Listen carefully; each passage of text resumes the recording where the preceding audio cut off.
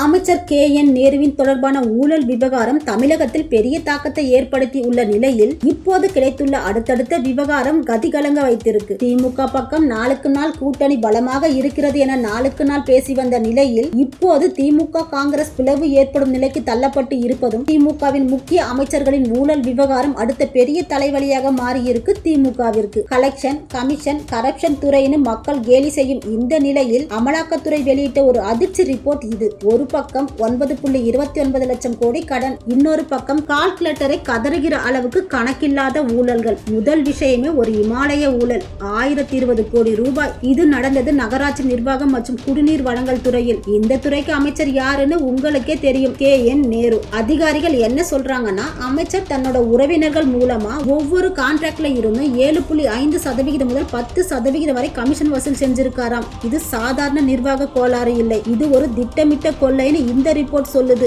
சரி, இது மட்டும் தானான்னு கேட்டா இல்லவே இல்ல. கடந்த 4.5 வருஷத்துல நடந்த டாப் 3 ஊழல்களை பாருங்க. நம்பர் 1, வேலை வாய்ப்பு ஊழல். இதே நகராட்சி துறையில 2538 பணியிடங்கள்ல 150 இடங்களுக்கு லஞ்சம் விளையாடி இருக்கு. ஒரு போஸ்டிங்க்கு 25 லட்சத்துல இருந்து 35 லட்சம் வரை வசூல் செஞ்சிருக்காங்க. மொத்தமா 888 கோடி ரூபாய் சுருட்டப்பட்டதா புகார் இருக்கு.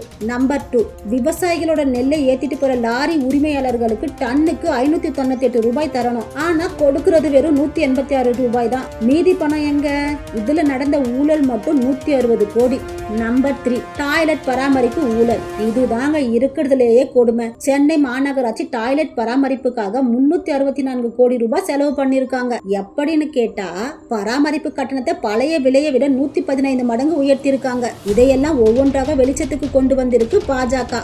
இதை பற்றி பாஜகவினர் தெரிவிக்கும் போது, வளர்ச்சி திட்டங்கள் பத்தி கேட்டா மத்திய அரசு நிதி தரலைன்னு திமுக பழிய தூக்கி போடுறாங்க. ஆனா இந்த ஊழல் பணத்தை மட்டும் மிச்சப்படுத்தி இருந்தா என்ன நடந்திருக்கும் தெரியுமா? தமிழகத்தோட கடன் சுமையை கணிசமா குறைச்சிருக்க முடியும். தமிழகத்துல இருக்கிற ஒவ்வொரு பெண்ணுக்கும் அந்த 1000 ரூபாய் உரிமை தொகையை கொடுத்திருக்க முடியும். மாணவர்களோட கல்வி கடனை தள்ளுபடி செஞ்சிருக்கலாம், லேப்டாப் கொடுத்திருக்கலாம், ஏன் பொங்கல் பரிசு தொகையை 5000 ரூபாயாக உயர்த்தி கொடுத்திருக்கலாம். மக்களுக்கு நன்மை செய்ய வேண்டிய அரசாங்கம் இப்படி கமிஷன் வாங்கி தன் பையை நிரப்புறதுல தான் குறியா இருக்குன்னு அந்த ஆவணமே சொல்லுது. இதை அவங்க திராவிட மாடல்னு சொல்றாங்க. ஆனா தமிழகத்தின் இருண்ட மாடல்னு தான் இனி சொல்லணும் என மக்களுக்காக தங்களது ஆதங்கத்தை எடுத்து வைத்துள்ளது பாஜக.